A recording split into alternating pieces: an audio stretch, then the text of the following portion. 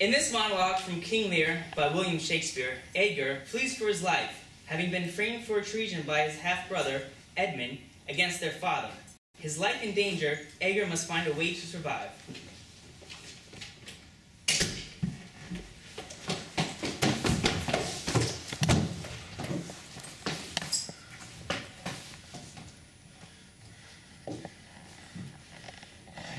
I heard myself proclaimed, and by the happy hollow of a tree escaped the hunt.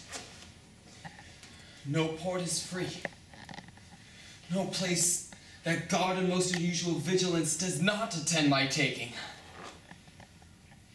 Whilst I may escape, I will preserve myself, and am bethought to take the basest and most poorest shape that ever penury and contempt of man brought near to beast.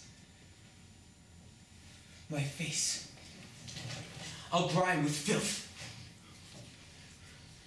blanket my loins, elf all my hairs in knots, and with presented nakedness outface the winds and persecutions of the sky.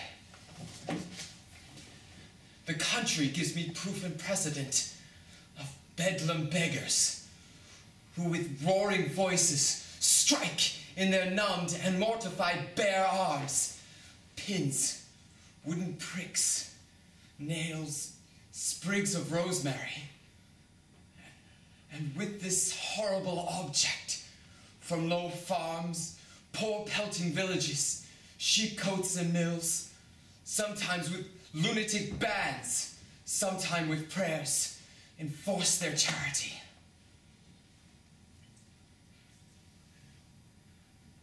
Poor Charlie God, poor Tom. That's something yet. Edgar, I nothing am.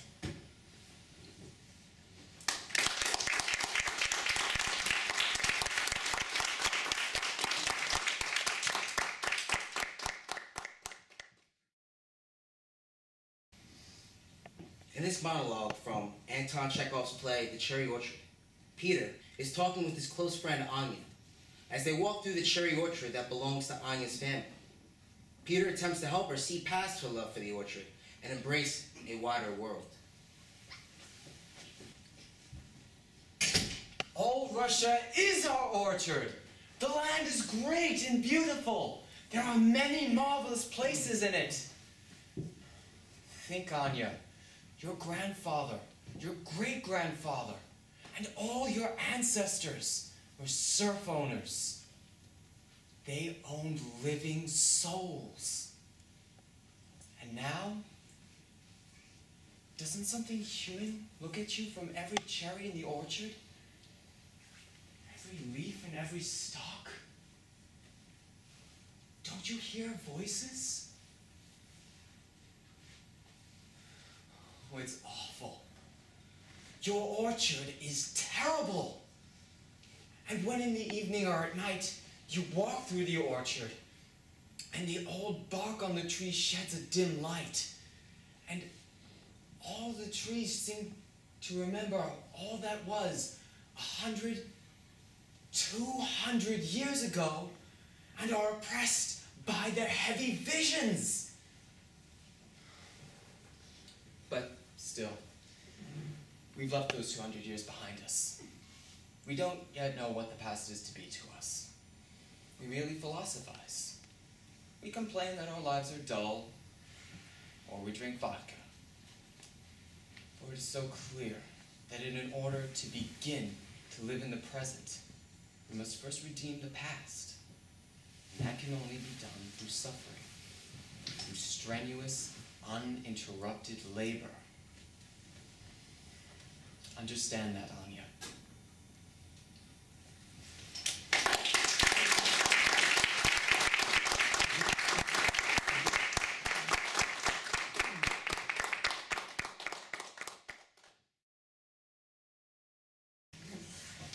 In this scene from Shakespeare's A Midsummer Night's Dream, Titania, queen of the fairies, sleeps in her forest.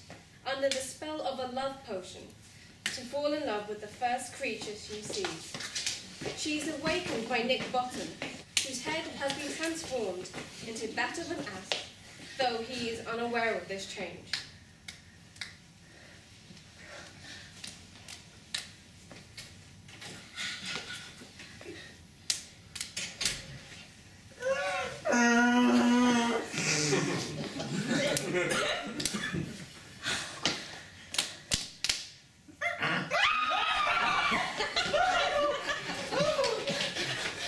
Why did they run away?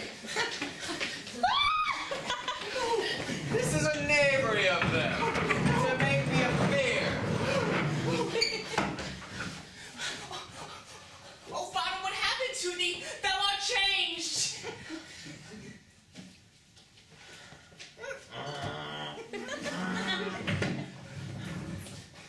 I see their knavery. This is to make an ass of me. To fright me, if they could. But I will not stir from this place. Do what they can. I will walk up and down here, and I will sing, that they shall hear I am not afraid.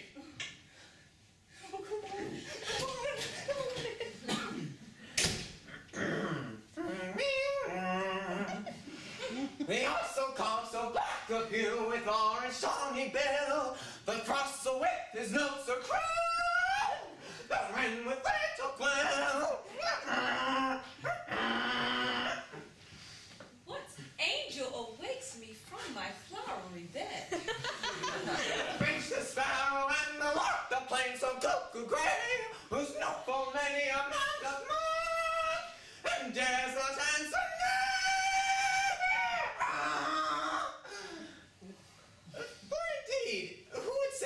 so foolish a bird? Who would give a bird the lie, though he cried cuckoo never so? I pray thee, gentle mortal, sing again. Mine ear is much enamored of thy note. So is mine eye enthralled to thy shape.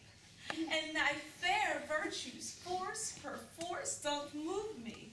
To say, at the first view, to say, to swear, I love thee.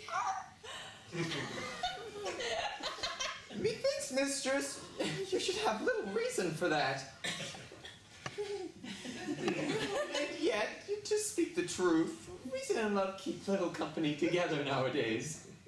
The more's the pity that some honest neighbors will not make them friends. Nay, I can gleek upon occasion.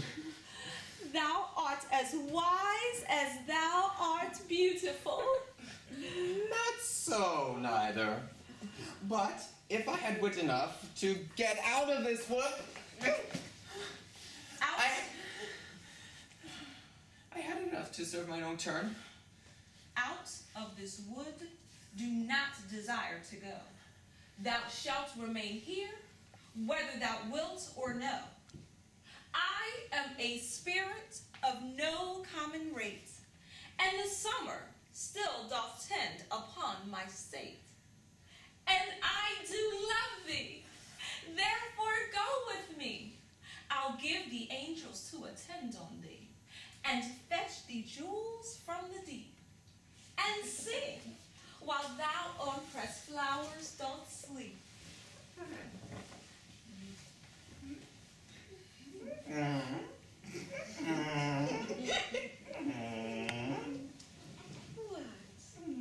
Wilt thou hear some music, my sweet love? I have a good ear in music. Let us have the tongs and the bones. Or say, sweet love, what thou desirest to eat? Truly, a peck of provender. I could munch your good dry oats. Methinks I have a great desire to a bottle of hay. Good hay, sweet hay, hath no fellow.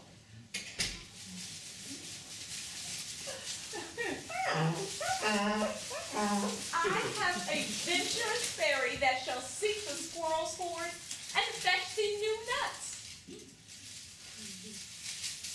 I would rather have a handful or two of dried peas. But I pray thee, do not let your people stir me. I have an exposition of sleep come upon me. Sleep thou, and I will wind thee in my arms. Fairies, be gone, and be always away. So doth the woodbine, the sweet honeysuckle, gently entwist. The female ivy so enrings the barky fingers of the elm. Oh, how I love thee! How I dote on thee!